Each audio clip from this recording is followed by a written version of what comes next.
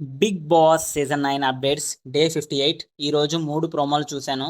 ఈ 3 ప్రోమోలు చూసిన తర్వాత ఎపిసోడ్ ఎలా ఉండబోతుందో అన్నది నేను చెప్పబోతున్నాను. దానికంటే ముందు మన ఛానల్కి ఎవరైనా కొత్తగా వచ్చినట్లయితే సబ్స్క్రైబ్ చేయండి మన ఛానల్ని. అలాగే పక్కన ఉన్న గంట సింబల్ మాత్రం క్లిక్ చేయడం మర్చిపోవద్దు. సరే, ఈరోజు 3 ప్రోమోలు చూసిన తర్వాత నేను ఈరోజు ఒకటి చెప్పాలనుకుంటున్నాను. వీక్కి 7 డేస్ ఉంటాయి.